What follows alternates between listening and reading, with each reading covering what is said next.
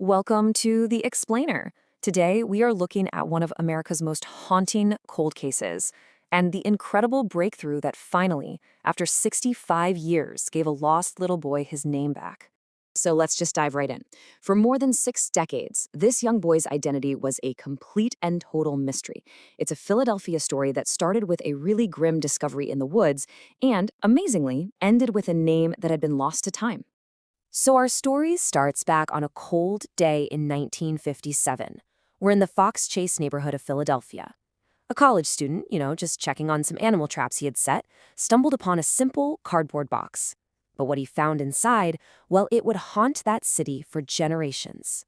Inside that JCPenney box was a heartbreaking scene. The boy's body showed clear signs of horrible abuse. He was severely malnourished, covered in bruises. But here's the really bizarre twist. He had also been recently cleaned and groomed. His hair was freshly cut. It was this strange set of contradictions that just baffled police from the very, very beginning. The Philadelphia police immediately launched this massive investigation, and they were sure it would be resolved quickly. I mean, they thought someone, a parent, a neighbor, anybody, would report a missing child. But there was just silence. It was absolutely deafening. How could a child just vanish into thin air? And the scale of that initial effort, it was incredible. 400,000 flyers were handed out everywhere. They were even tucked into the monthly gas bills that went out to homes all over the city.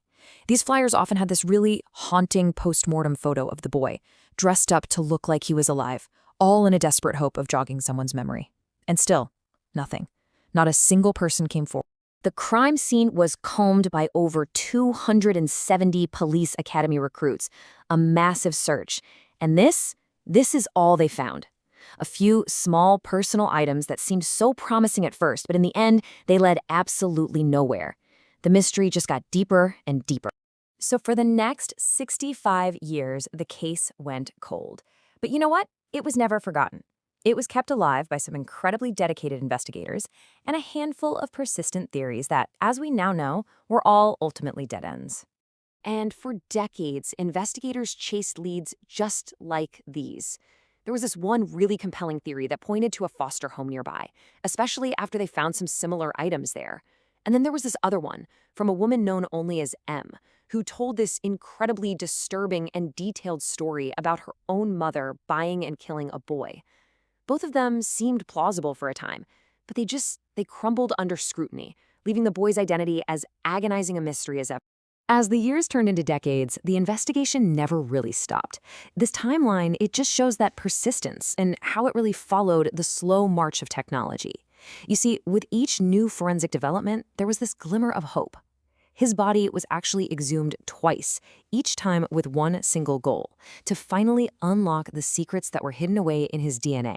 And after that 2019 exhumation, investigators were finally able to use the latest, most powerful tool in forensic science, investigative genetic genealogy. Now, this is the same tech that is absolutely revolutionizing how law enforcement is cracking decades-old cold cases all across the country. It's a real game changer. So this is where modern science changed everything.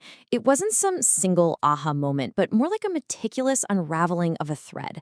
And that first thread appeared when a distant cousin's DNA, uploaded to a public genealogy site, created a partial match. From there, investigators painstakingly built a family tree, which led them to the boy's first cousin. She agreed to provide a DNA sample that confirmed the family link, and that genetic key was everything they needed to get a court order and finally unseal his original birth certificate.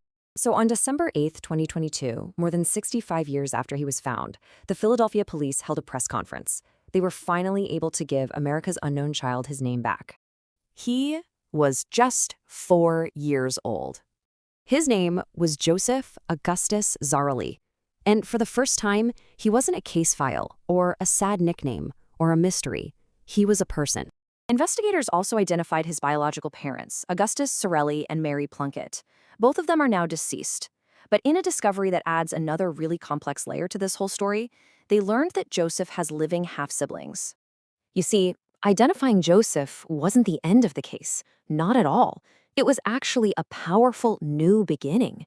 This is now an active homicide investigation. As Captain Jason Smith of the Philadelphia Police put it, they have their suspicions, but they can't share them just yet.